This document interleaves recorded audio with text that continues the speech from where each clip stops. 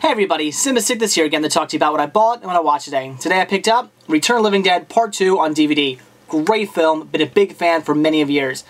I'm just getting this simply to replace my VHS copy. Been wanting to do that for a while now, but I've never found it for a good price. Finally came across this for $5, had to grab it, can't wait to sit down and watch it again, and I cannot wait to check out the commentary. So that's it for what I personally bought today. However, a viewer of mine named Super Colin, and if you're on YouTube, check out his channel, was super nice enough to send me a bunch of great stuff for absolutely free, just out of the kindness of his own heart. The first thing he sent me was a piece of film from Too Fast and Too Furious. Just comes in this little collectible card here. Pretty cool. The next thing he sent me is something that I don't normally collect. I'm not a big fan of DVD-Rs in any format, whether it be from a company or whether it be a bootleg. I just don't like them. I prefer they own the real thing. However, this film has never been released to DVD or VHS or any other format here in the US, so it's great to have a copy because I've actually never seen the movie.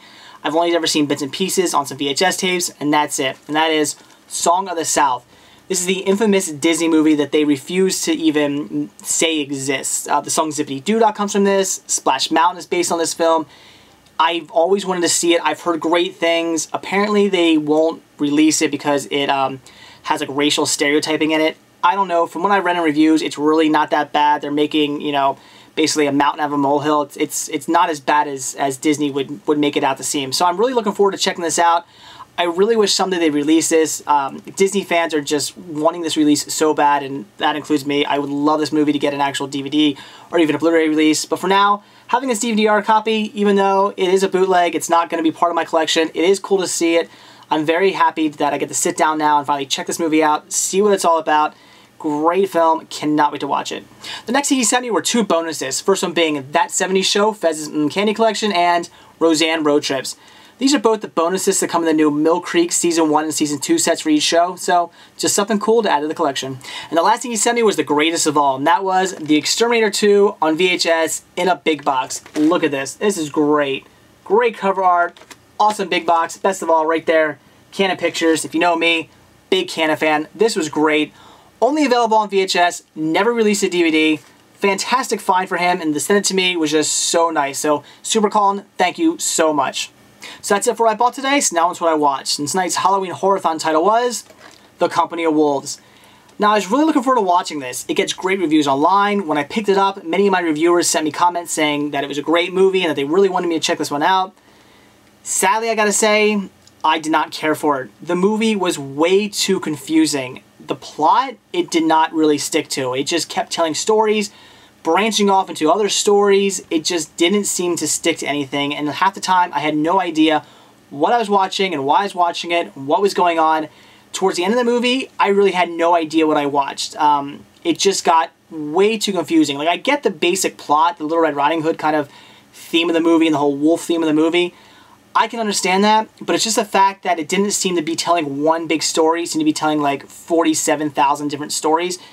It just branched off way too much. I really wish they would have just kind of stuck to one plot instead of telling like a million stories and having so much going on in the movie. It was way too much. They could have just simplified the movie, made it a great movie, but instead they just, I don't know if they were trying to be artsy. Maybe that was it. Maybe that's why it's the way it's shot. I don't know. They just tried to make it something, I guess, something more than what it really needed to be. They should have just simplified it, made it a great, you know, twisted, creepy Little Red Riding Hood story. That's not the way they went. They just, again, they told way too many stories, just way too much going on, way too confusing. So in the end, I gotta say, I just didn't really care for the film, which is sad because I was really looking forward to watching this. With all the great reviews I've read and all the great comments I got on this movie, I thought this movie was going to be fantastic, and it just wasn't. However, I can at least say one bright thing about the movie, and that is the special effects. We get, I think it's 2 or 3 wolf transformations in this movie, and they're pretty well done, and they're pretty great. If you can see right here on the back, that's one of them. It's awesome. They are very well done. I loved them. Unfortunately, in an hour-and-a-half long movie, getting only 2 or 3 wolf transformations that take up a total of, you know, 3 minutes altogether, it doesn't make up for it. I've seen some pretty bad movies where, you know, like for instance the movie Spookies. That movie's horrible. The movie makes no sense. But it's got some of the best special effects I've ever seen, so I absolutely love the movie. If this would have had more special effects in it, I'd probably actually like this, even though I would have no idea what was going on half the time. But unfortunately, like I said, get 2 or 3 wolf transformations, and even though they're really, really well done and they're fantastic, it doesn't make up for the crappy hour-and-a-half movie. So, again, I definitely would say don't check it out. I didn't like it. Maybe I just need to watch it a second time. I'll probably give this another go because maybe it's just one of those films where I need to watch it twice to get the whole thing, but I doubt it. The movie just confused the hell out of me. Just, again, way too much going on. So, The Company of Wolves, I'd say stay away, but I don't know. Maybe it's your thing. So that's it for what I bought when I watched today. Again, Super Colton, thank you so much. Everybody, go check out his YouTube channel. Great guy. Thank you for sending me all that stuff. I cannot wait to sit down and watch it all. And The Company of Wolves, unfortunately, I didn't care for it. So that's it. Thanks for watching, and stay tuned to see what I bought and what I watch tomorrow. See ya.